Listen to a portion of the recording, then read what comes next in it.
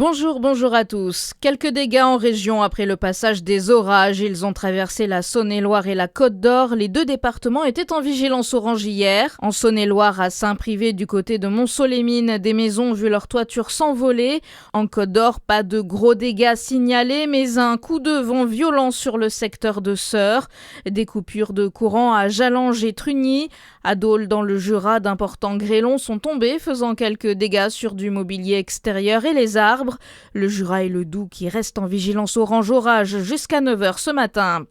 Au Népal, les opérations de secours se poursuivent après la coulée de boue dévastatrice de mercredi. Près de 400 personnes sont mortes, 910 sont portées disparues, dont 517 étrangers.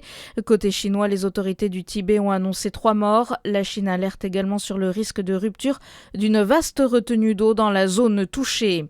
Dette publique, réforme des retraites, bilan macroniste. Le MEDEF a organisé hier un débat économique à Roland-Garros en marge de l'université d'été des grands patrons. Et débat qui a réuni 7 candidats à la présidentielle. Ils ont échangé sur les sujets économiques pendant plus de 2 heures.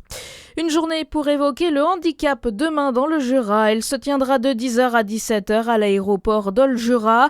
Objectif: découvrir, rassembler, dialoguer et briser des barrières encore existantes. Un événement organisé par FSK, un prestataire de santé qui accompagne des patients ayant des troubles de la continence ou encore une stomie.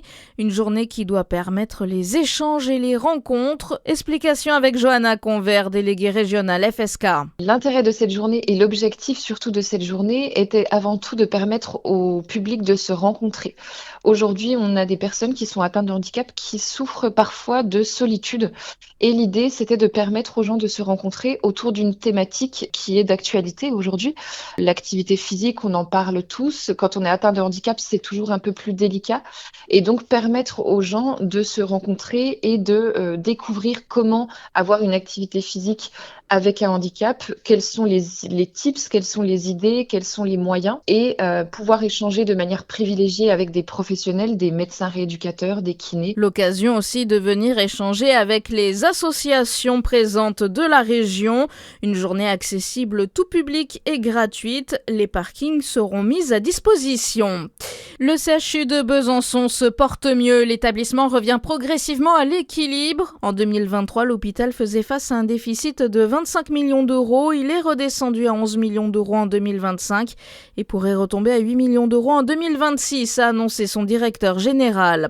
Et puis en basket, première édition du Toco pour l'élan Chalon ce week-end. C'est le tout nouveau tournoi du Colisée. Il prendra la forme d'un tournoi amical à 4 entre clubs d'élite. L'élan accueille Orléans ce samedi soir. À suivre votre météo sur Fréquence Plus.